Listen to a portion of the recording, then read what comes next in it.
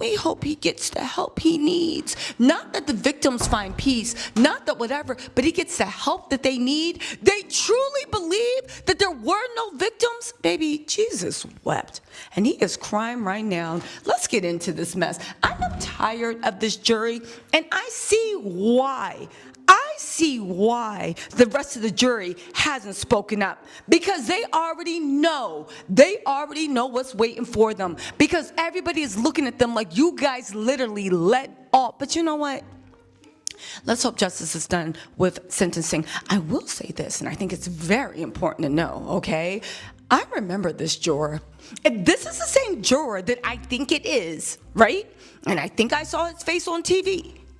This juror would come in, let me give y'all some inside tea, because I was in the trial every single day, minding my business, doing what I needed to do, bringing y'all the content with a little tea. So anyway, here's what happened.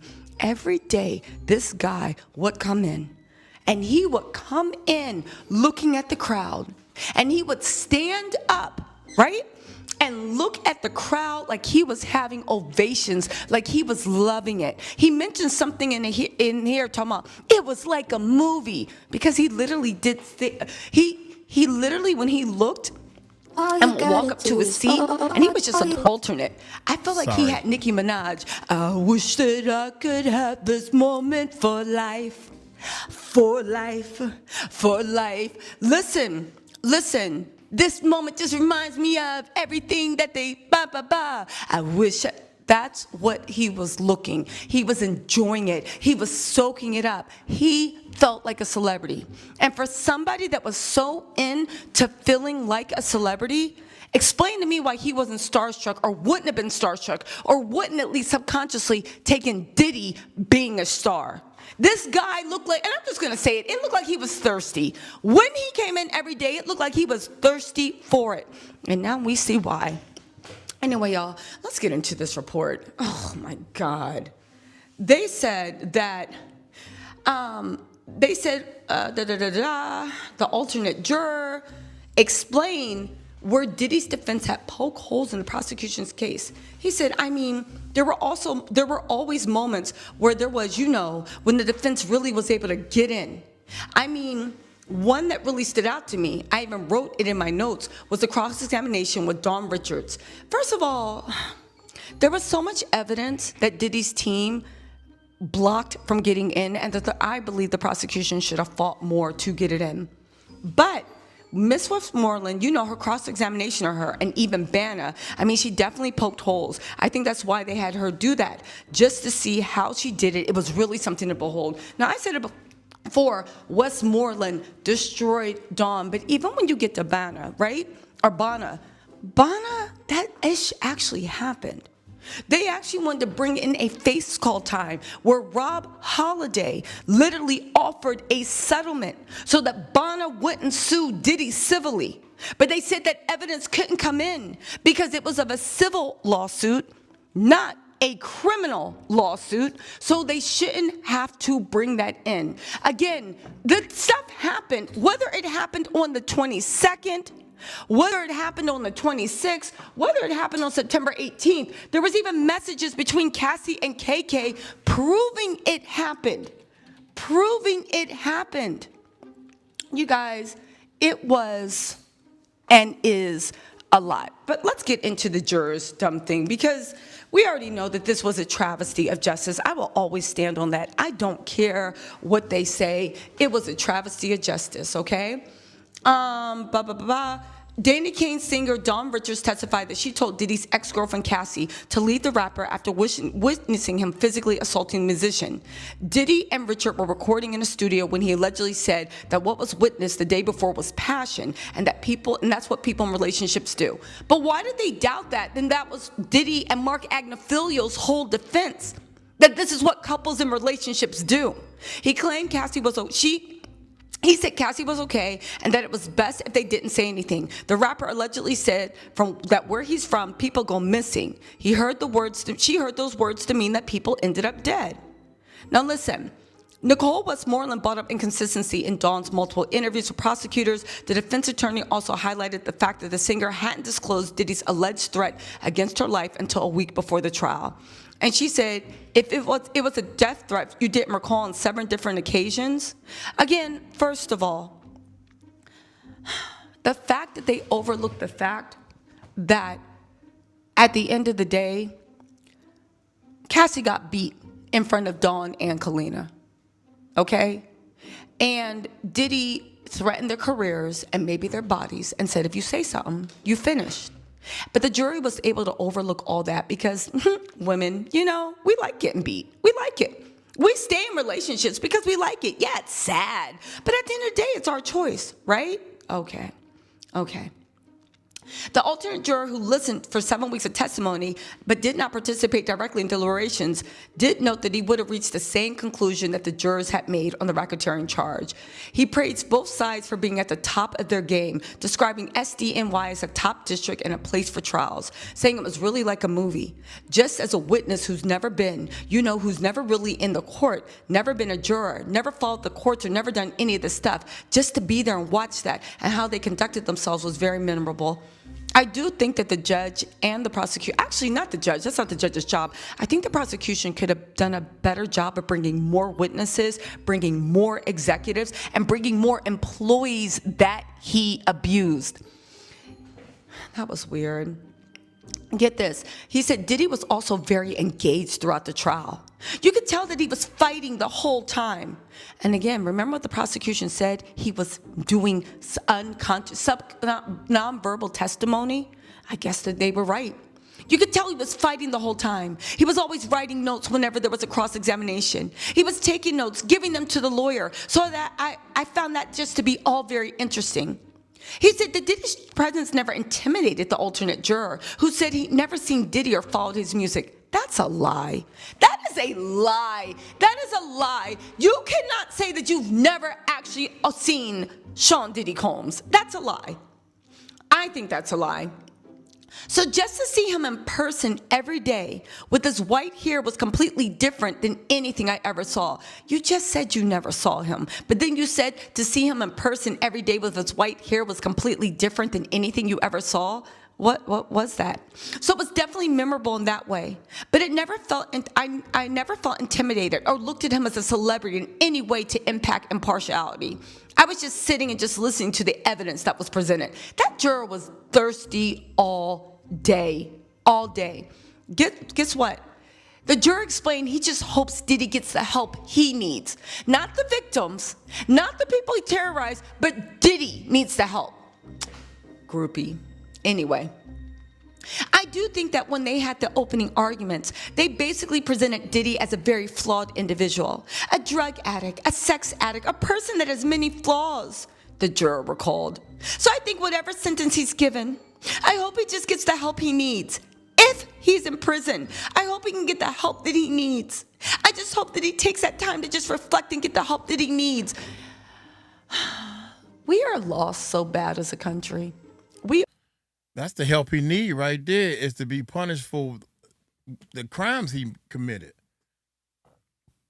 You heard I said crimes he committed. If he committed a crime, he needs to be punished. That's the help he needs. I don't understand that part. We are lost. We are lost. Listen, 𝗟𝗡𝗡𝗞𝗦 then said, his defense lawyer, the disgraced mogul, said he'll re-enter a program for domestic batterers after he's freed. He began the program shortly before his arrest in 2024. You mean the arrest where he tried to say in court that you said in court that it was self-defense? He claimed Diddy genuinely desires improvement and realizes he has flaws like everyone else that he never worked on. He burns hot in all matters. This is 𝗟𝗡𝗡𝗞𝗦. Yeah, I know he burns hot in all matters. I think what he has come to see is that he has these flaws and there's no amount of fame and no amount of fortune that can erase them. You can't cover it up. They literally successful because patriarchy, misogyny, they successfully baby-fied a 55-year-old billionaire that built billion-dollar companies. And now he has flaws. He's now come to see. You've now come to see after you got 2 felony charges for Mann Act and was up there for RICO and sex trafficking. You've come to see, y'all, Diddy hasn't changed at all. I'll tell you what, though. I really honestly do believe that Diddy is going to be the reason that he winds up in jail. Somebody that stubborn, that proud, that arrogant, and that unrepentant, baby, he's going to be doing the same things he was. And you know what? It's only going to take one slip up. Mark my words. Mark my words. Because, baby, this isn't habit. This is character. Habit can be changed in 21 days or 3 weeks. Character is always going to be that. Anyway, y'all, let me know what you think in the comments. I will talk to y'all later. Bye. That's crazy, man. I mean, this guy is doing interviews. I guess that's the thing to do because we got another video coming up, man, and this thing is crazy. So y'all better hit that subscribe button and hit that bell because this video is about the I don't know what to call him, the S worker who actually was doing freak-offs with Diddy and Cassie for over 8 years. And he got a case against both of them. And now he doing interviews. So y'all hit that subscribe button, hit that bell, take it light, take it slow, tell them Uncle Mike told you so. Peace out. What's up, live stream? Oh my gracious.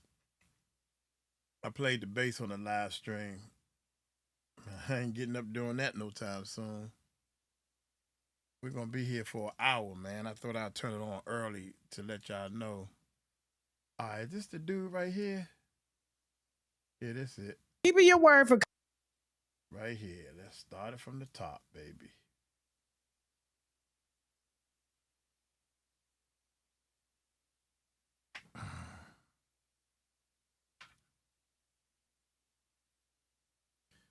Let's change the name and see how many more people come. Watch this.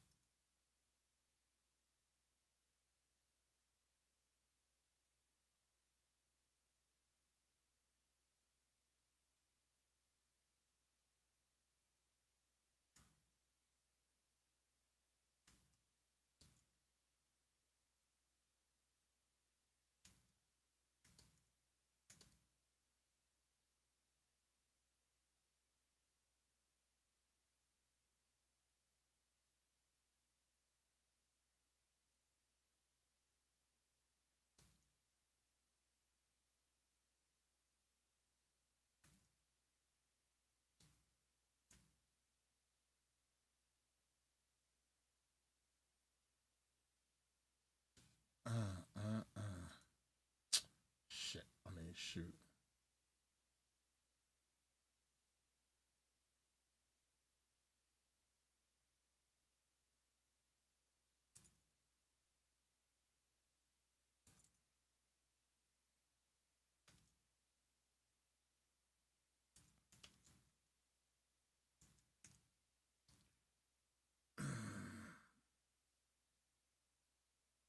All right, y'all, I had to change the name.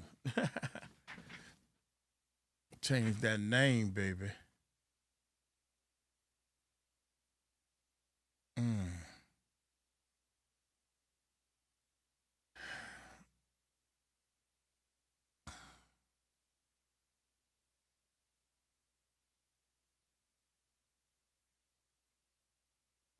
That's good enough. Here we go, y'all. What's up? Shout out to everybody that's in the chat room. People still coming in and all that good stuff. So we're going to go ahead and get started because this joint is an hour long. We'll probably do one more. What is up, YouTube? Check this out, man. Golly. Cassie, male escort. I'm trying to watch what I say. I was the one who was assaulted. Man. Hey, this is breaking. Cassie, freak-off worker, tells it all. extreme details is revealed.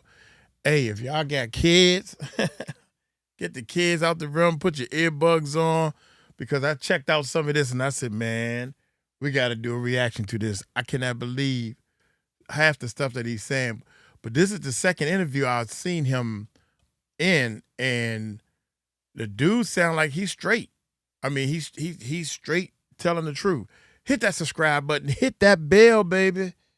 Thank everybody for hitting that subscribe button and hitting that bell. Hey, let's check this bad boy. Yeah. Uh-oh. She got, wait a minute, let's go ahead and fast forward. Call me. Dave, how you doing? Okay. So we got Dave. She remind me of Dave somebody. Was the gentleman that reached out to me about a year and a half ago, I want to say. About a year ago. It's been that long. It's been a long time. And, he had said, he at first, called in saying that, his brother was a freak-off worker to Diddy, and then he later told me it was him. Because he had to gain some type of trust with me. We did leak the recordings, of course, but we didn't leak no identity. We got wine to spill. And so, when he came back during the trial, because he was subpoenaed by the grand jury and due to testify against Cassie, I don't know if they used his testimony or not, because his lawyer, and he's going to explain that more, Tyrone Blackburn, we told y'all about that nigga, okay? Tyrone Blackburn apparently, I guess, told the judge about the book that he was writing. Cassie, let me get the name of the book real quick so I can make sure we got it right. So the name of the book is Victim or Co-Conspirator, okay? And so he was due to testify, and apparently, I guess, the lawyer, Tyrone Blackburn, has it out for Diddy. He has other clients that are suing Diddy, and so he kind of needs Diddy in jail because Diddy gonna come back and sue his ass if he don't go to jail. Ended up submitting a motion and ended up getting the book removed from Amazon that Dave was writing, or that he wrote. And I don't think they used his testimony at all, because he was planning to testify against Cassie, because he, according to him, was with Cassie over 10 years and was one of the main guys that she called for the freak-offs, okay? And apparently she trusted him. And so, is Dave ready? He's back there, but I don't see his camera on. Dave, we need your camera on. Let me text. Okay. Dave, how you doing? Hey, how you doing? I do, but you breaking up. There you go. Hey, Dave, your internet, man. Where you at? Listen, I live in central New Jersey in the woods. The internet is horrible out here, but I'm making it. I'm surviving. Okay, cool. All right. Welcome. Finally, we got a face. Here we go. Welcome. To the Welcome. voice. It's been like a year and a half. I like the fact that you approached what happened before. That was smart. Thank you. Here we go. Y'all better check this one out right here. Because I knew you was gonna get in my ass.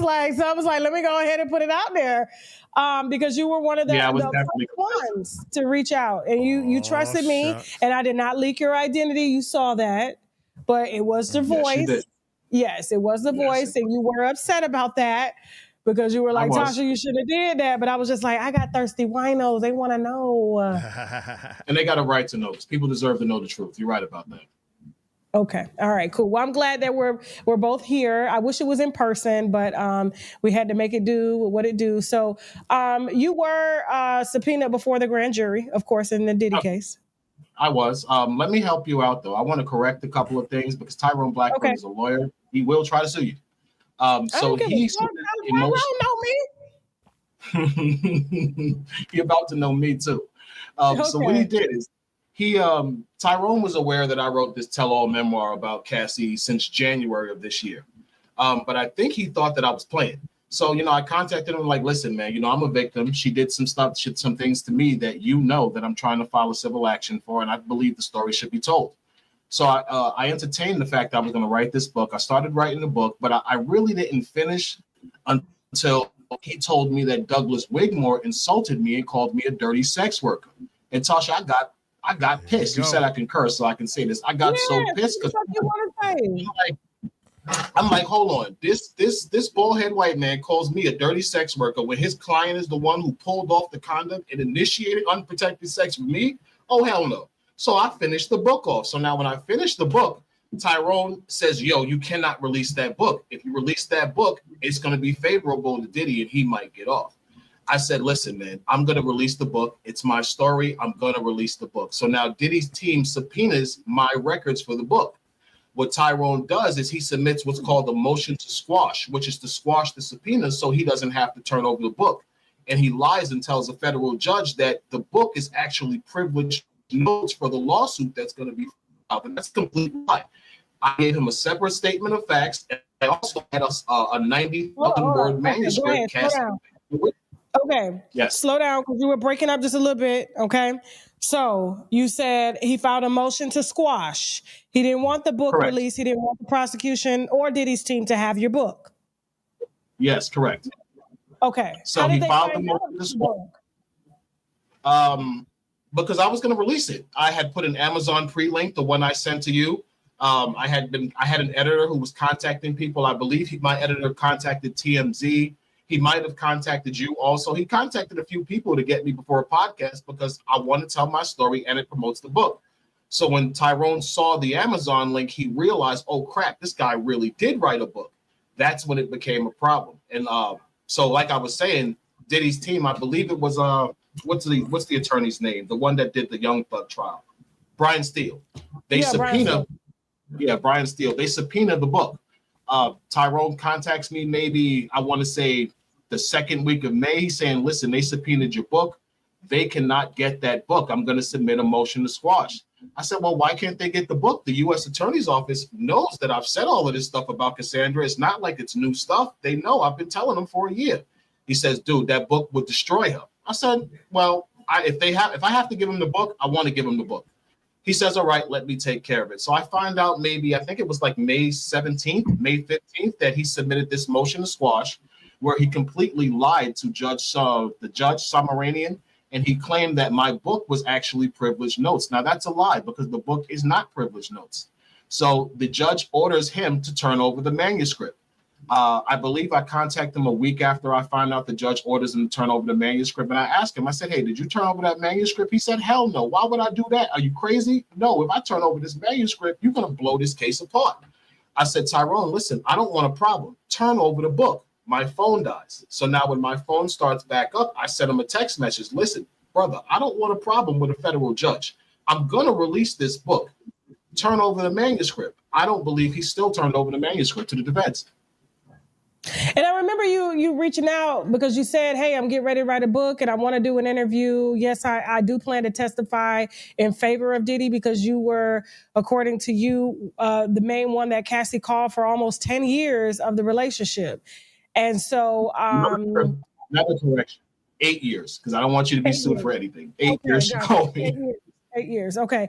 And so maybe I got 10 years because they were together 10 years. So I'm just kind of stuck on how long they were together. But I know it took some time for him to warm her up to doing freak offs and things like that. And so, but the judge had ordered too, because we were getting ready to do your interview and help you to promote your book and stuff like that. But then the judge said that you guys couldn't speak to media at all. Exactly. And so I can't speak to media. You've heard my name mentioned probably a dozen different times in this trial. I'm in the actual freak off video. Several of the videos, unfortunately, are me covered in baby oil in a room with Cassandra Ventura. I have no clue why they Daniel Phillip and I were in an orgy with Sean Combs. Okay. Wait a minute. Went out for a second. Yeah, you said Daniel Phillip? Daniel Phillip. I met Daniel Phillip in an orgy at Cassie's apartment in one of the Trump buildings in Midtown Manhattan. I believe it was 2011. That's where I met Daniel Phillip in an orgy where I was called by Cassie to have a sexathon. And basically the goal of this sexathon was for one of us to last the longest. Whoever lasts the longest was going to become her main boy toy. Tasha K, I see your face. This is the truth. So for 2 days, myself and Daniel Phillip, we participated in this sexathon, Sex and Cassie. Daniel Phillip hung in there, but I think the morning I think it was a Wednesday morning, actually. I think the morning of the wrap up of the thing, he finally couldn't participate anymore. Not because something's wrong with him. He had been up 2 days. He's back to back having sex with her. He was tired, so he couldn't perform anymore. But I still could. So I finished her off. You know, I end up winning. Diddy comes out the room after he carries her in the other bedroom. He pays Daniel Phillip. Daniel Phillip leaves. He comes to me. He tells me out his own mouth. He says, "Listen, she said you were the best penis she ever had in her life." Wow, really? He said, "Yeah." He says, "Yo, she wants you to come back. She just needs some time to rest." What? I said, "All right." Now I had been there 2 days, Tasha. I needed to go to work. I was an optician. I don't even think I was escorting anymore at the time, because I only started escorting because I was in prison. I got released. I had a great body. I was good with women. So someone hired me to be an escort. So maybe a year or two into it, I stopped. I got a job. I was an optician and I was trying to get my life together. I didn't have time for that, but Cassie paid me so well. It was kind of like a no-brainer. Beautiful woman, $5,000 every time I got to break her down. What? 30 Rico said during our interview last week that the pay was $5,000. Wow. 5,000. I only got less than 5,000 one time, and that's the time Diddy drugged me. He gave me $1,500 to go home because I was completely drugged out of my face off of something he gave me. But every other time I got 5,000. The time with Daniel Phillip and winning this orgy, I think I got like $11,000 in total from winning the orgy, then coming back and dusting her off again. I had an extensive history with Cassie. I see your face. You're like, oh my God, yeah. How many hours did you go? Oh, the longest I ever had sex with her was 4 days in Miami. You had to put your glasses on for that one. Okay, now hold on for a second. So when you have sex for 4 days, 4 days, do you stop to pee? Do you take breaks? What happens? Yeah. With 4 days? It's kind of like, you know something? You gotta stop. People don't realize something. Diddy is rich. He's as rich as a king. I don't know if you've ever seen the HBO TV series Rome, like where there was with the Julius Caesar series Rome that they had years ago on HBO. No, but I'm sure my husband has watched it. He watch all them type of shows. But okay, a couple of years, HBO had a series, and in this series they had like Cleopatra, Mark Antony. They were smoking opium. They had a bunch of slaves in there that she was sleeping with that had larger members than Mark Antony. This is what a freak off really was. I was made to be completely naked, baby oil, and basically kept on standby for every time Cassie needed to come. And I would be called to make her come. I didn't have to eat her vagina. I didn't have to kiss her, even though she kissed me, which is disgusting now that I know she was letting people urinate in her mouth. But this is the whole point of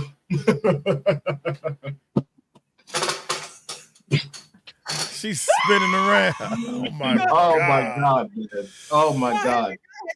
Keep going. You are an excellent storyteller, and we look forward to this book. I'm gonna give you a week's worth of promotion on this book across all my platforms. That is on me for keeping your word, for coming through here, and for dropping this wine. We are going to heavily promote. Get his ass on the roster. Go ahead. Keep going. Wow. I promised you I would tell you the truth, because that's what this is about. You know, Diddy might have did a lot of bad stuff. He's horribly abusive to women. We all know this. This is his track record, but he does not deserve an unfair trial. And if there's evidence that says that Cassie's involved, they should not be holding that to make her look like this holier than art thou battered woman. Well, he was abusive. He was abusive, but he wasn't abusive because she didn't want to have sex. That's the exact opposite. He was abusive because he would catch us having sex behind his back. She would emasculate him about his penis size because he's not that big. She would always get smart with him. And Diddy, from what I saw, Diddy is although he's incredibly successful, he's incredibly insecure. His ego is on everything. He would compete with me to try to sleep with Cassie better than me while he was paying me to do it, which was insane. An example, let's say I'm having sex with her. She comes. She's laying in the bed. She's like, oh my God, shaking. I usually would get up and stand off to the side to let him watch her react to coming. He would jump on top of her right after and try to have sex with her, I guess, to make her come again. Now, I'm 3 times larger than him, I would probably say, just off a glance. I never had a sexual relationship with him. I need to say that because you have a facts. Oh, he's in a room with this guy for 8 years. So it's like playing on basketball. When you're walking around with people in the basketball team, you're going to see things you don't want to see. So unfortunately, I saw Sean Combs' member. It's not big. So I believed Cassie when she said, yo, listen, my husband has a small penis. I'm hiring you because you can satisfy me. He likes to watch. I had absolutely no reason to doubt that she was telling the truth to that. Did he have a micro penis or something? It just was small. God. You know, he big pockets, little member. That's just what it was, Oh man. my God. Big pockets, you know, and women don't care. No disrespect. Women don't care when you got a lot of money. Listen, you got a lot of money. We can get around that. He got enough money. She was a young, horny girl. She liked to have sex. And this was the arrangement. He took her around. They would have these freak offs because she was into the swinger lifestyle. She tried to take me to strip clubs. She invited me to swinger parties. She would talk to me about the lifestyle and how her and Sean like to sometimes get together and get with other couples. So I was completely dumbfounded when I heard the fact that she was saying she was made to have these sexual relationships. And I'm like, when? I saw you being forced. I never saw you being afraid. The only time I saw you afraid is when he would catch you nutting behind his back when you told me to do it. So what are you talking about, you know? Nothing behind his back. So which means like good example. I remember a situation, he got a phone call. So the rules of these freak offs or swinger parties was if he's watching as a voyeur, we can't do anything sexually when he's not there. And that's a basic trust issue between men and women who are involved in a swinger relationship. If you allow someone in your bedroom, you're expecting that person to follow the rules. Usually, if you're dealing with a couple where the man is consenting to you sleeping with his wife, the man is in control of that situation. So if he doesn't want you to do it, you can't. That's just the swinger lifestyle. And anyone who knows about the swinger lifestyle knows I'm telling the truth. If you've gone out and got someone in your bedroom, let's say for your husband, even if the woman likes the guy, she still has to defer to her husband because when that man leaves, you still got to live with your husband. It's common sense. So this is what Cassie would do. She would defer to Diddy just to make sure he was okay with the fact that she was giving me head, that she might want to keep having sex. And Cassie was insatiable. Diddy never made her have sex with her. He never insinuated, yo, why don't you take some D? He never said that. She would go, she would tell him I'm ready. He would say, okay, you could start. He would watch, but he would be more of a protector. He would make sure nothing happened to her. He was incredibly protective of her.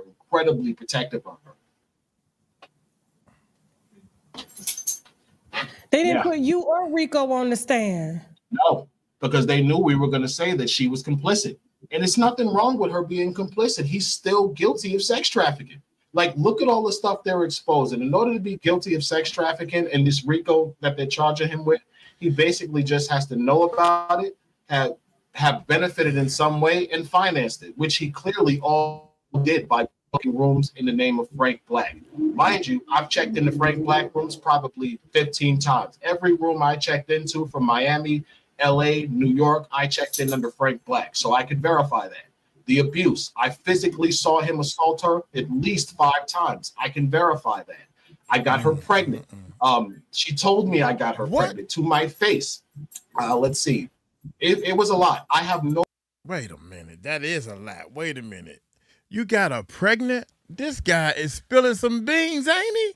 Wow. No reason why they did not call me other than the fact I released that book, and they were afraid that if the fence got to me and they started asking me about Cassie, I was gonna say, yo, listen, no, that didn't happen.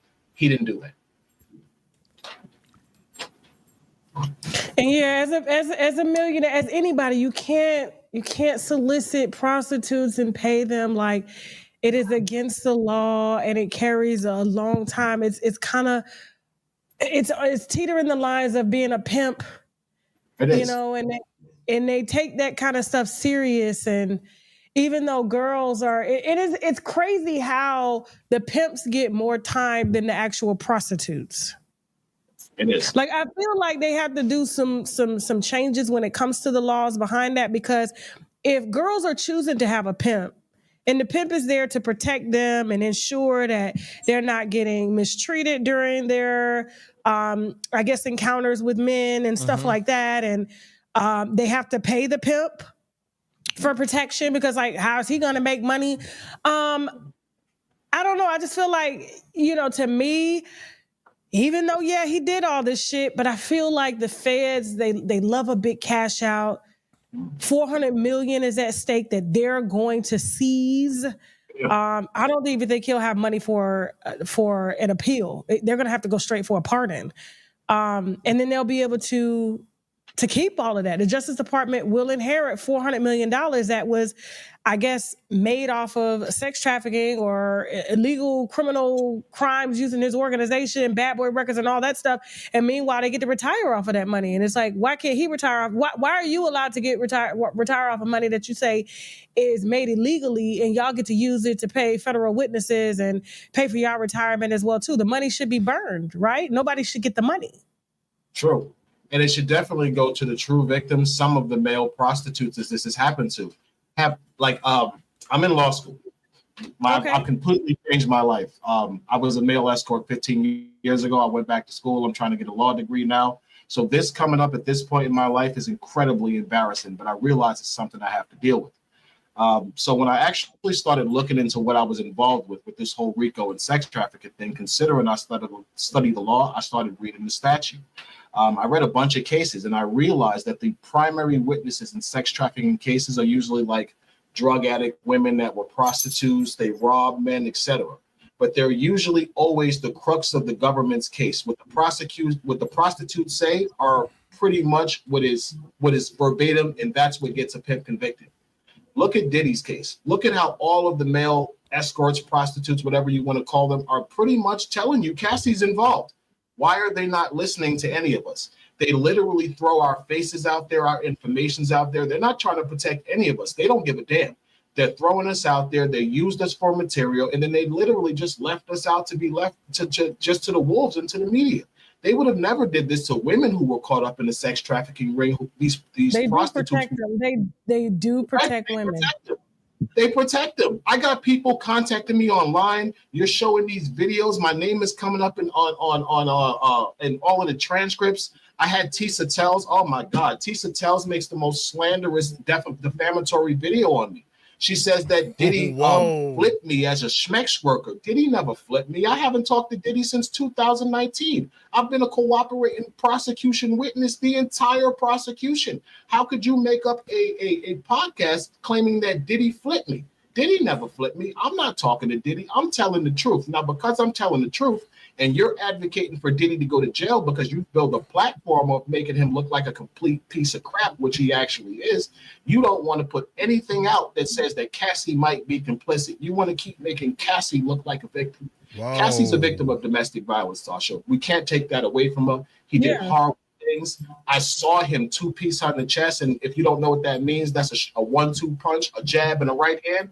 I saw him hit her like that and knock her across the room. I saw him kick her. I saw him grab her up. I saw him pull her by her hair. I saw him push her. He was abusive to her, but it wasn't because of sex. It was because he's an abusive man and they were in a toxic, drug-fueled relationship. Their emotions are going. They're high off drugs for days. He's getting jealous because other guys are piping her out and she's enjoying it. Even though he's letting her do it, he's still getting jealous because these other men are giving her more pleasure. She argues with him. He doesn't know how to deal with it. He hits her. That's not him forcing her to have sex. Wow. So what was the hotel video about? Like, they said that there was a freak off going on. Wait a minute, y'all. Bathroom break. Hold on for 1 second. Wait a minute. God dang. That's crazy.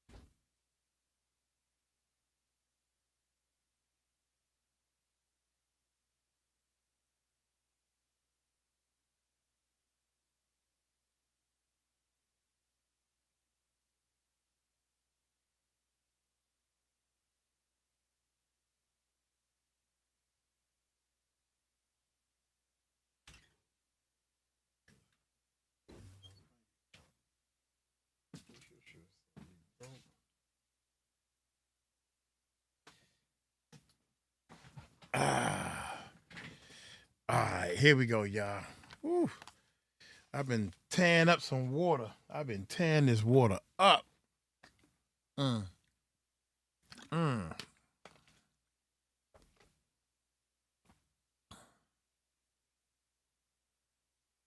right, let's see.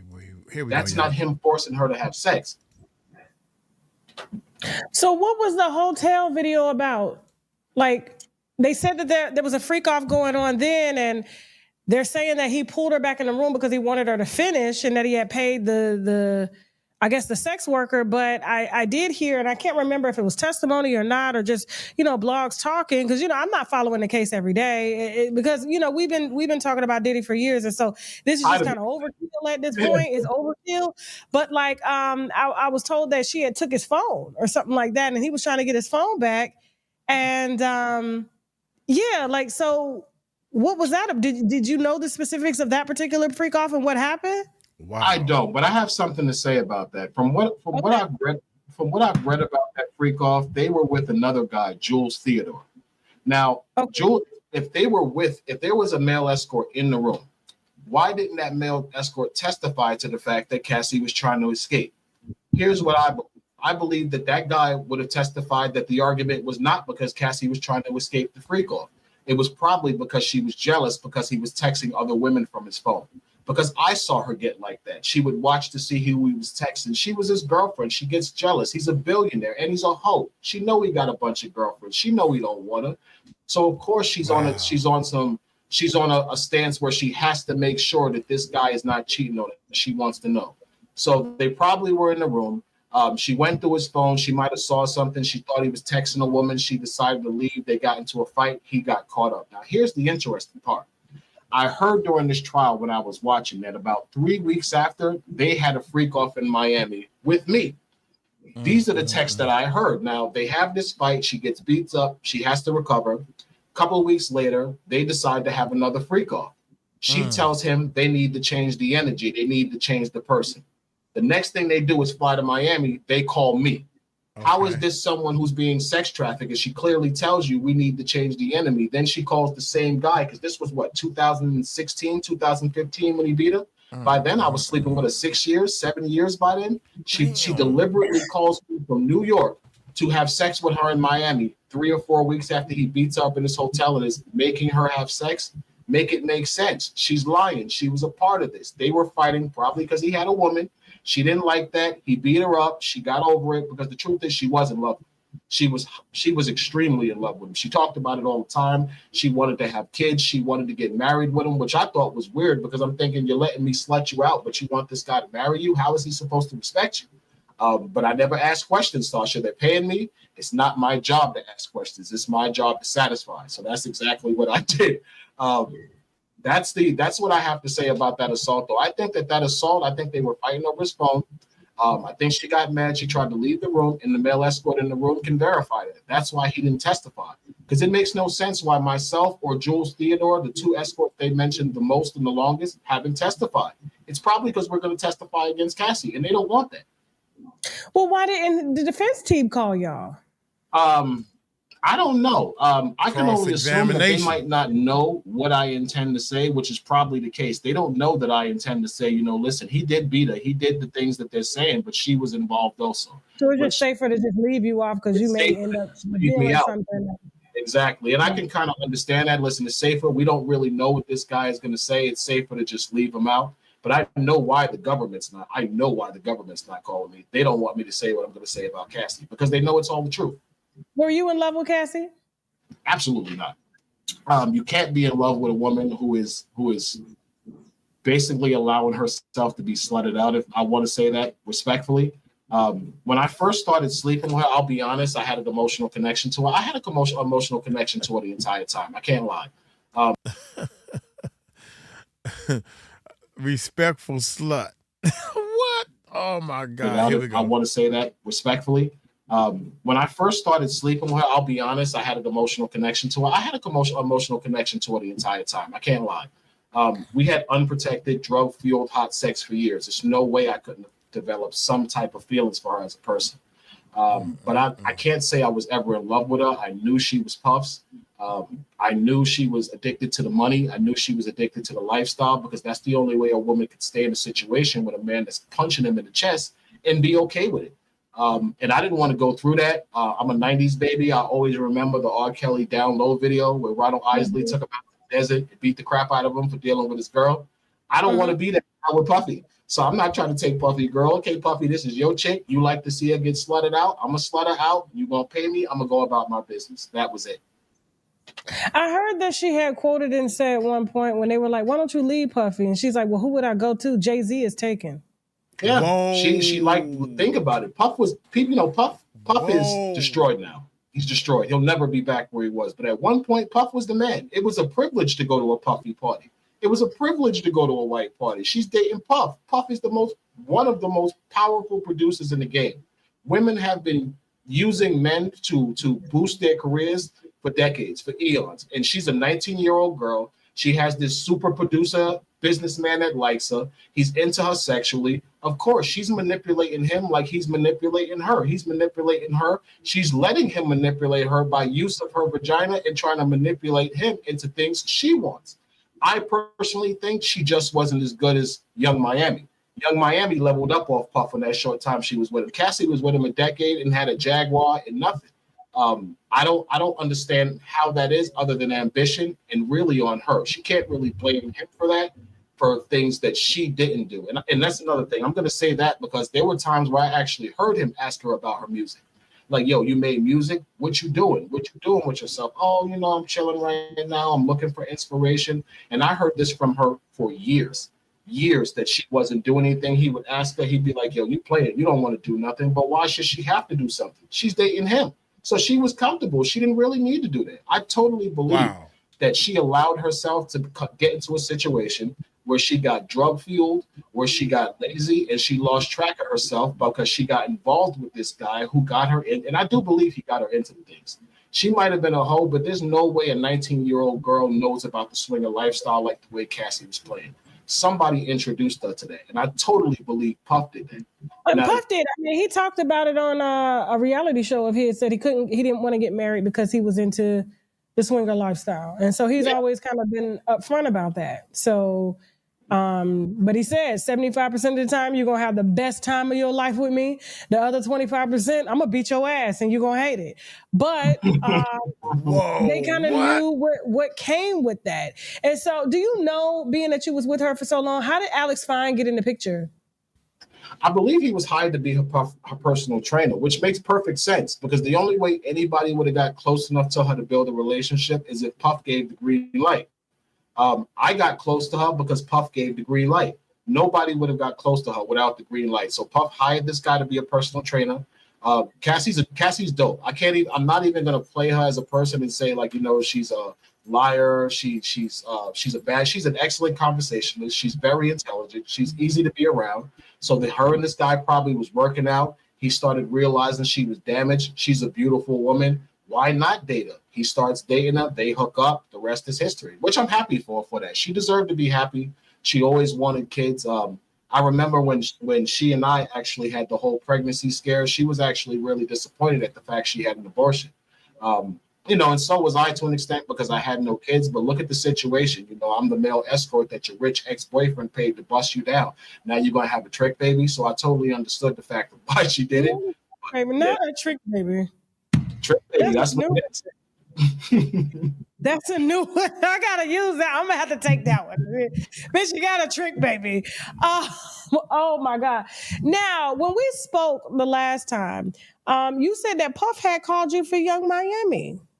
I believe it was Young Miami. I don't want to be wrong because I believe it was like 2019, but I believe he called me for Young Miami when he called me in 2019. And that's probably where you got 10 years from because I actually knew Puff for 10 years from 2009 to 2019. Okay. When is the last time he called me? He's like, yo, what's up? What you doing?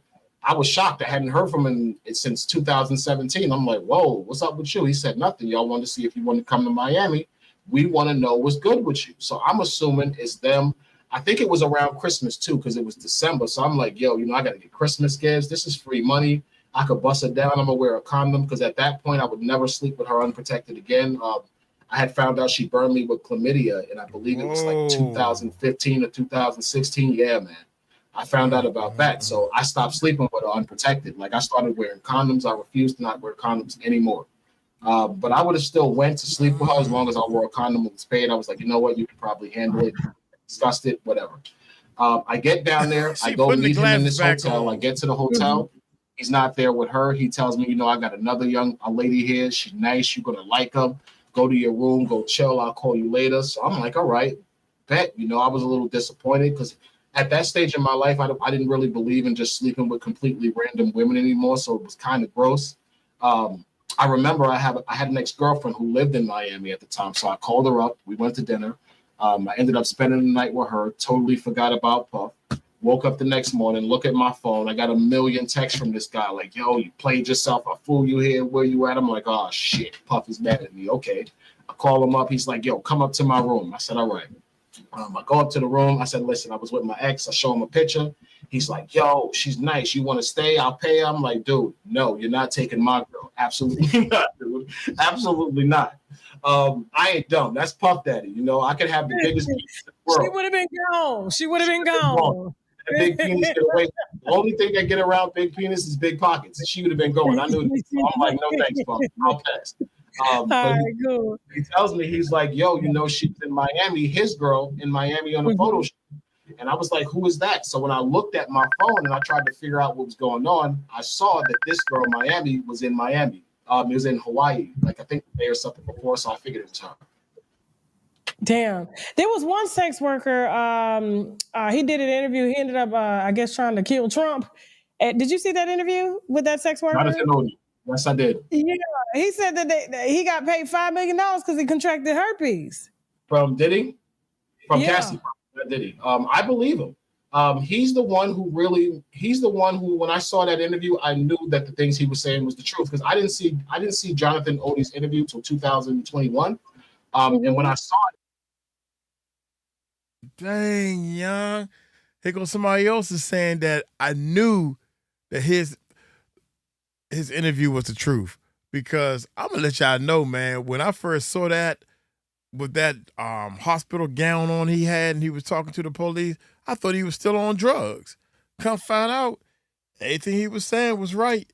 He said I was a sex slave for Cassie. It was like, oh my God, this guy's talking about my life. This was me.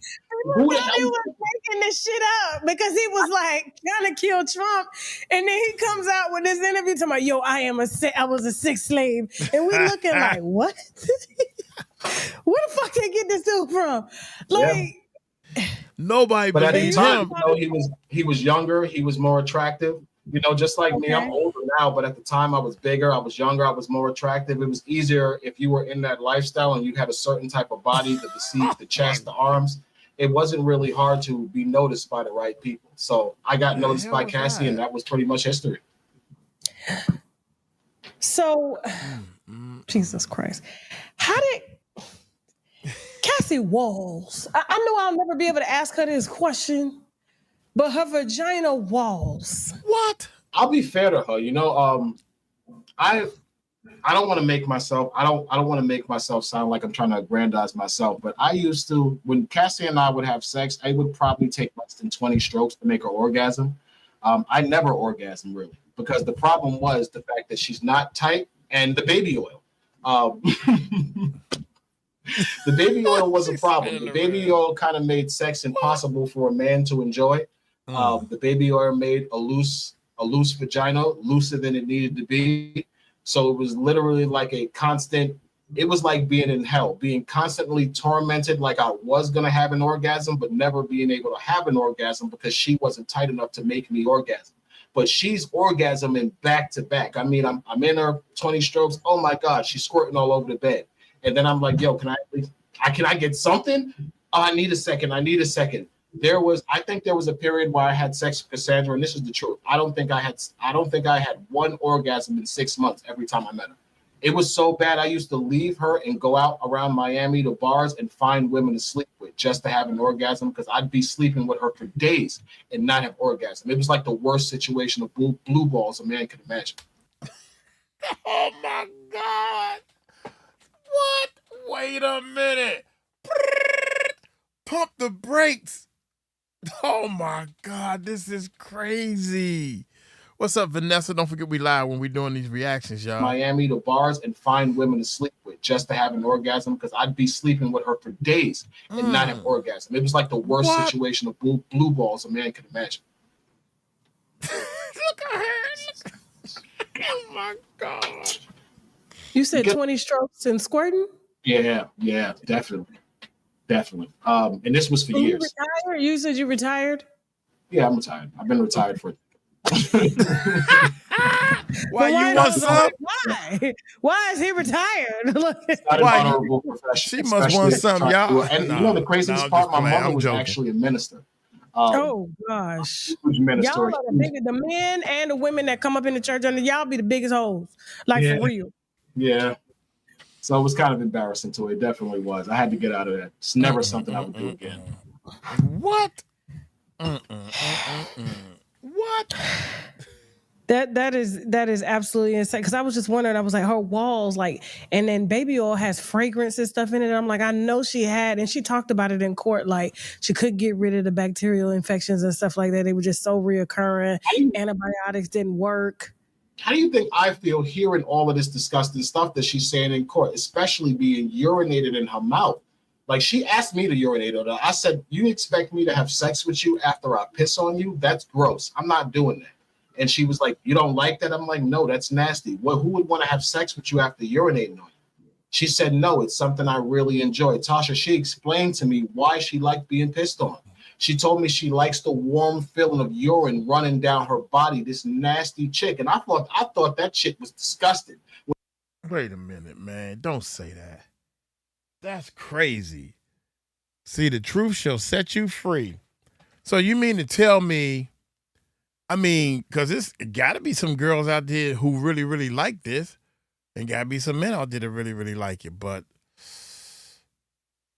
oh my God, because when she was saying that, I'm thinking that Diddy made her lay there while these men used the bathroom on her. Golly, he's saying, and I mean, he was there, and he like, I'm not doing that. I wouldn't do that either, bruh. I'm with you on that one. Explained to me why she liked being pissed on. She told me she likes the warm feeling of urine running down her body, this nasty chick. And I thought that shit was disgusting when she told me that. I said, are you serious? But the way she explained it, I knew she was telling the truth. So I said, listen, shorty, I can't pee on you. That's not for me. But I will have sex with you. And clearly, I'm going to have good sex with you. She said, you know what? You don't have to do it. She stopped. They used to collect my semen in the cup. Probably for a year or so, I wanted to say, until I actually started orgasm inside of her. Then they stopped asking me because she just started telling me, you know, like, come in. And I was stupid. I was young. I actually believed that because I beat Daniel Phillip, I was her only boy toy. So I thought the pussy was clean. And I'm just slaying it. Every time she's telling me, I'm straight making deposits. Why would they collect your semen? I didn't know. I thought it was weird. I complained for a few months until finally, I want to say it was maybe a year and a half in, they were doing it. I watch a lot of forensic TV, so I would get scared. I'm thinking he's using my DNA to try to set me up, some crazy shit. And I finally like flipped out on him, like, yo, listen, I'm not giving y'all no more cum. Y'all taking my cum, y'all going to the next room. Like, what the hell y'all doing with my cum? It's creeping me out.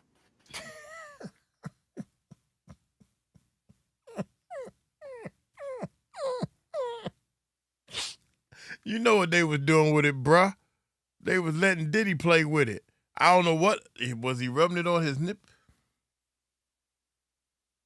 Come on in. Oh, my God, man. You know what they was doing. She told me that she used to drink it because he liked to see her play with semen. I said, you could do that right in front of him.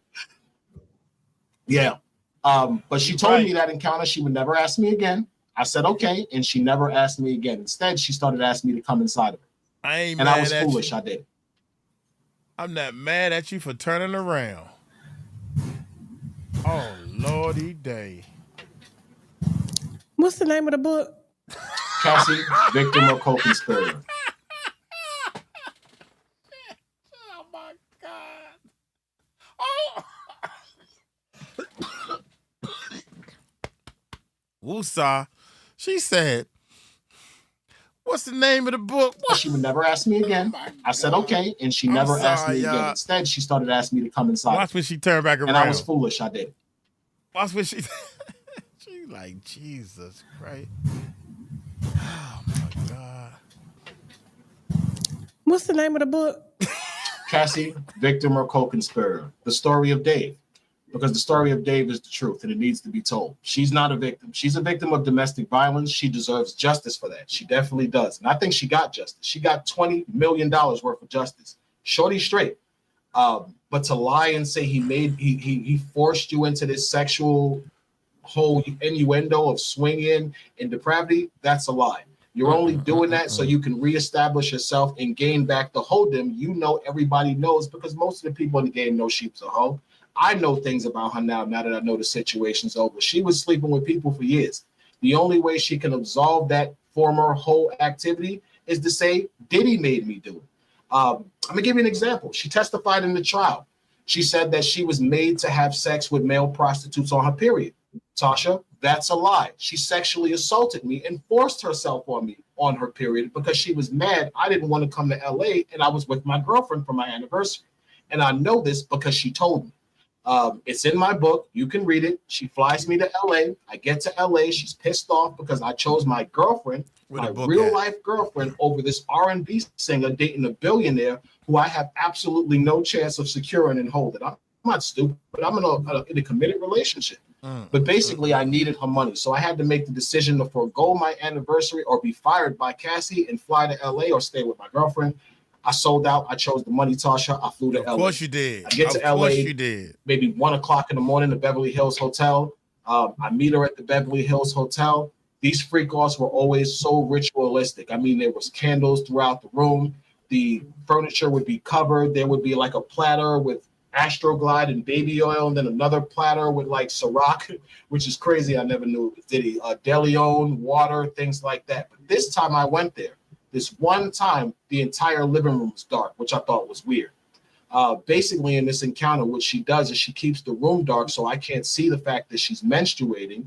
She kind of seduces me into thinking that we're going to have sex regularly because, again, I don't know she's on a menstrual cycle. She gets on top of me. She grabs my member. She inserts it in her because she's already wet. She's on her menstrual cycle. She orgasms real quick, and then I push her off of me, cut the lights on, and it literally looks like the St. Valentine's Day massacre. It's blood everywhere because she's heavily on her period.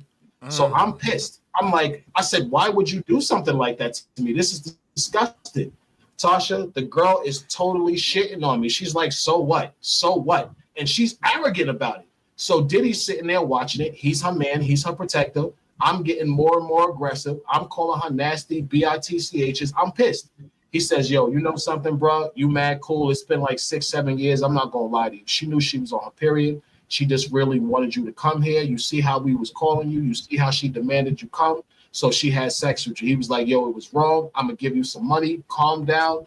Let's not do this. We've been seeing each other too long. He really used to try to be a mediator. I'm not going to lie. He goes in the room. He gets me like $5,000. He comes out. He gives me $5,000 to stop arguing with her. Tasha, I stopped arguing with her. He says, yo, go check it in your room. He gives me a key for my suite in the Beverly Hills Hotel.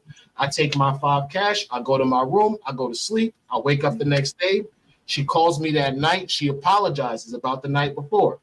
She says, listen, I was drunk. I'm on my period. I was horny. You really disappointed me by the fact that you didn't want to come. And she said, yeah, what I did was wrong. I'm sorry. I should have told you I was on my period. She totally apologized. So how could you get on the stand and tell the stand that Diddy made you have sex with me when you know for a fact that I know that that's a lie? Yeah. I don't want to say I feel bad for Diddy because I know the women are going to destroy me, but I kind of feel bad for him because he's not totally being lied on, but his bitter ex-girlfriend. You didn't smell it? You didn't smell the period blood? Wow. No, actually, I got to be fair. Her vagina never stunk. Never stunk. All that fuck is she doing? Oh my God. Oh my God. I don't. First of all, me not being a female, and I never had S with anybody that was on a period. I didn't know it has a smell to it. I never smelled anything different when they on a period. I ain't know that. What? You didn't smell it? And I'm 59. Think about that. Yeah, y'all know. Feel bad for Diddy because I know the women are going to destroy me, but I kind of feel bad for him because he's not totally being lied on, but his bitter ex-girlfriend who You didn't smell it? You didn't smell the period blood? No, actually, I gotta be fair. Her vagina never stunk. Never. Oh my God. Never stunk. All that fuck is she doing? Never stunk. Never. Maybe she kept herself clean for me. I don't know, but she smelled like lavender every time I touched her. She never stunk. Never. Never. Did he call you for the other Jane Does, or you only just serviced her? Only her. I never met Christina Coram. I never saw any of the staff. I was meticulously hidden from sight because I was specifically hired to service Cassie. I think the only person So let me say this. Y'all were pretty much, all three of you guys, in a relationship. Kind of, yeah, with him being the supervisor, yes. With no homosexual activity. Let's make that clear. I'm He with never you, tried to. Oh no, he did try, but nothing ever happened. He tried me. I want to say he tried me once. Back up. Wait a minute. What do you mean? You're saying that Diddy Puff Daddy Sean Combs tried to what with you? He didn't try to what with me. He tried to psych me out into fucking him. I don't want to blow up my whole book, but I'll tell you basically what happened. They're gonna buy it anyway. They're gonna buy it anyway. Don't worry. We got a whole week worth of promotions. Just give me that motherfucking link. We support up over here. Go. We ain't even dropped this bitch on YouTube. Wait till we drop the bitch on YouTube. See, I wanted you to be able to say what the fuck you wanted to say without YouTube burying the shit. And I thank you for that. Thank you very much. Anytime. That's what we over here for. Okay, so did he try to do what to you now during the freak off? Okay. So in I want to say it was 2015 or 2016, I fly to Miami to meet them. I think it was March 2016 because I think it was Ultra Weekend. It's like a huge festival that goes on in Miami for the music business industry every year. Okay. Fly out there. I go meet them at the one hotel, the SLS. That was the hotel I met them at. Okay. They're in this penthouse suite overlooking the Miami beach. He's high out of his face. He's rolling. I think he's high on ecstasy because I can see his eyes rolling. He's high out of his face. I and Cassie go out on the balcony. I'm naked. Cassie's naked. You know, we're both in amazing shape. He's like, yo, wow, y'all motherfuckers look good.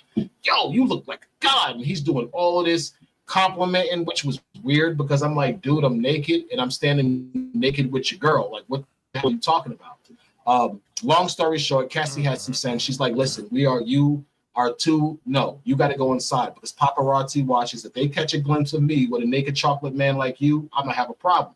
She brings me back inside the suite.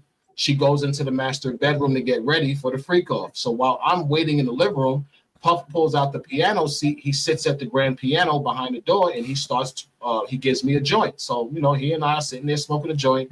He says, yo, you got any kids? At the time, I had no children. He was like, yo, what you doing with yourself? So I told him I was in optician school. I was doing this, you know, basic bullshit conversation. So he sits there and, you know, he's like, I can tell he wants to ask me something. So I'm like, yo, what's wrong with you? And he says, yo, you know, nah, never mind. I said, yo, just speak your mind. Like, what's wrong with you? He was like, yo, so are you gay? I said, what? Where the fuck did that just come from? Why would you even ask me something like that the way I'm busting your shorty down? So I got angry. And I start cursing him out. I'm like, yo, you're a freaking weirdo. So I'm going off on him. Cassie comes out. She's like, yo, what's wrong? I said, yo, this guy just asked me, am I gay? Like, what type of shit is he on? So she looked at him and she was like, don't pay him no attention. He's high. And she laughed it off. So I'm thinking, you know, whatever. I'm still going in on him, though, because I believe strongly that he asked me because he wanted to see if I was going to sleep with him. So I still kept going in. The thing about Puff is he doesn't like negativity. He'll give you money to shut up. So I'm going in on him like, yo, what's wrong with you? You gay or something? Why are you asking me am I gay? I ain't never gave you no sign I'm gay, dude. You don't catch me looking at you. I damn sure don't want to see your penis. I'm going in on him. He goes in the room. He comes out with a wad of money, throws it at me. Shut up about that shit. Okay, I shut up. You know, it don't take too much to get me to shut up. You pay me. Especially Fast with forward money. to with the freak off now. So now he wants to have the freak off. He wants the voyeur. He wants to watch. He tells me and Cassie to go in the bedroom. He commands her to lay on the bed and play with herself. He directs me to stand off to the corner and masturbate while we have the baby oil on and watch, because that was the setup. The freak-offs would be in stages. The first stage would be like a soft foreplay where she and I was made to sit back and masturbate and watch each other and kind of build up the passion and the heat of the situation. The next phase would be her giving me fellatio. Things like that, the touching, that's when he would allow us to touch. The third phase would usually be the intercourse. And the intercourse would usually be the final stage to climax when she climaxed, because she always used to climax before me until we started using the excessive amounts of baby oil. And then that would usually wrap up that session into another session, which would probably be 20, 30, no more than 30 minutes later, because she was high and she would need to do this. So during this encounter, he calls me in the room. She and I are in stage one. He's watching me. I can see him watching me through the corner of his eyes. And, you know, it feels weird, but I'm trying not to pay attention to him. I'm focusing on a woman. She looks great. It's not hard to stay focused on her. All of a sudden, he jumps up and he starts to act like he's, you know, going to eat a vagina, which he never did. Never. It had been, this was 2015, I think it was. I saw him for 6 years. I never saw him eat a vagina. But this day, he gets up and he buries his face in her vagina. Eating a vagina. But now here's the thing. While he's doing it, he busted in her? No, I didn't yet. No, we hadn't had sex yet. But while he's doing it, he tells me to keep masturbating so she can watch. Okay, no problem. So now I'm watching her masturbating, but he's eating out her vagina, shifting his anus in my view. So it's distracting me because I can't see her vagina. I can see his anus. So I'm like, what the hell is this? So I'm gonna let you finish your spin. Okay, go ahead. So I see what he's doing, and at first I didn't realize what he was doing. I just got annoyed, so I moved to another side of the bed. I believe I moved to the right just so I would be at an angle to see past him. He waits maybe 2 seconds. He scoots his ass back in front of my view. I'm like, what the hell is this guy doing? So I'm getting mad. I'm like, we're gonna continue. It is official, man. This guy, the way he's talking, the way he's telling the story, he can't be making this up. He got to be telling the truth. He got to be. Diddy is. It's too many stories out there that this. I guess if you got a Tootsie Roll, you need the Tootsie Roll is not being pleasured, so you need to get pleasured another way. Okay, go ahead. I don't know, man. I see what he's doing, and at first I didn't realize what he was doing.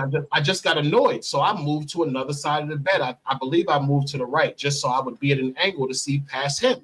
He waits maybe 2 seconds. He scoots his ass back in front of my view. Damn. I'm like, what the hell is this guy doing? So I'm getting mad. I'm like, what is this guy doing? So I moved back to the left side of the bed. Sure enough, a couple of seconds later, he does it again. Finally, I said, yo, what's wrong with you, man? You blocking my view with your ass. Can you stop? And he was like, oh, I'm sorry. He got up. He gets back in the seat like he's going to start his voyeurism again, watching. And he tells us we can go ahead. She says, can I get some dick? He says, yeah. So I jump on her to go have sex with her. She and I start to get involved in the sexual encounter. He says, stop. Let us talk for a second. So now I have to leave the room. That's the order for me to leave the room. Okay. I'm outside. I'm gonna be honest. I was already involved in sex with her, so I was hard. You know, I'm kind of horny. I'm like, you know what? Let me just get it out, so I'm not standing here all hard dick, looking like an idiot when she come out here. She comes out and catches me whacking off, and she starts laughing at me. She's like, yo, you gotta go. I'm like, I gotta go. Why? And she's like, yo, you gotta go. I'll see you later. She's like, yo, you passed though. And I said, I passed. What do you mean I passed? She was like, yo, you passed. She gives me a big hug. She kisses me. She says, yo, you passed. When I call you later, it's going down. I was like, all right, whatever. I left. I started walking around the strip. I didn't really know what she was talking about till probably later that night when I thought about it. Why is he doing that? Because he was trying to entice me to make me think that his asshole was the same as her vagina. And he was hoping that I might have been high and did it. But I wasn't. So that's the only time he propositioned me. Well, I feel he propositioned me because he definitely did that, hoping that he can manipulate me into possibly sleeping with him. What? What's the name of the book again? Cassie, Victim of Co-Conspirator, Story of Pain. Okay. Anything else you want to add before we wrap this up? What's the name of that book again? No, Tasha, I want to thank you for allowing me to finally get this out before the public. Anytime. It has been a nightmare, you know, like I've been living here in my name. I'm not allowed to tell my story. There people are creating narratives that are not true. I might have been a male escort, but I wasn't nasty. I didn't sleep with women unprotected. Cassie she conned me into believing that I was in a monogamous, exclusive relationship being paid because her boyfriend had a small penis. I saw her boyfriend had a small penis. Why would I think she's lying? I didn't know she was sleeping with 30 or 40 men. So I'm not the nasty one. She's the nasty one because she was tricking all these men into unprotected sex and to whatever she was doing. And now she wants to claim that she was being forced. Absolutely not. So I'm thankful to you that you allowed me to tell this story because Cassie is not a victim of sex trafficking. Itty bitty, inky weeny. There's a song that says that. It's going out next week. Winos. Thank Dave, okay, because Dave was one of the first sources to come to us and give y'all this exclusive first. I'm sorry that the other platforms are not being courteous. And that's why we are getting a lot of the guests on our platform because, we're not, we have our opinions, but at the end of the day, your story is your story. Your story. We don't get in the way of Sorry, y'all. Yeah. So I noticed you don't lie on people, and that's what I like about you. You don't lie. And like I said, the phone lines are always open for y'all to come on down and correct some shit. And so it is what it is. But thank you, Dave. Victim or Co-Conspirator is going to be live on victimorcoconspirator.com. That's victimorcoconspirator.com. And I'm going to say that one more time, victimorcoconspirator.com, written by Dave.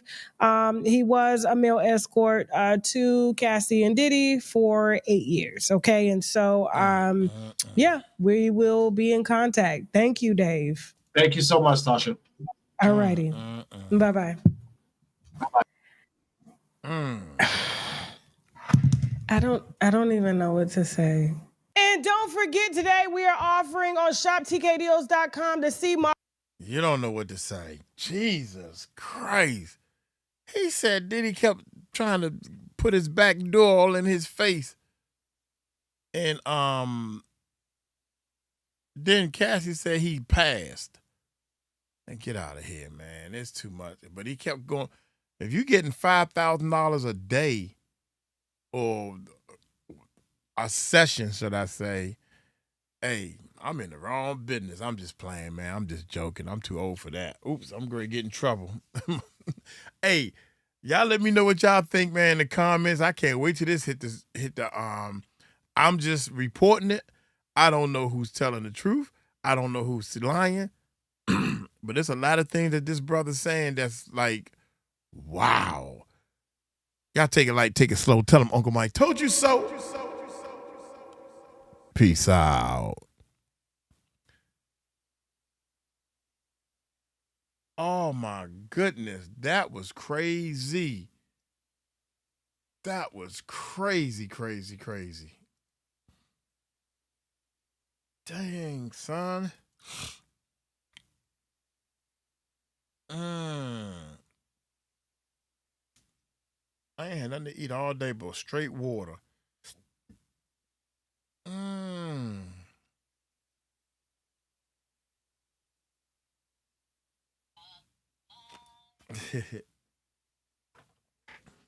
I had nothing but straight water. I'm going to get something to eat. I ain't had no food. All right, y'all. I just wanted to put that on as a live. Y'all take it light, take it slow. Tell them Uncle Mike told you so. Peace out, y'all.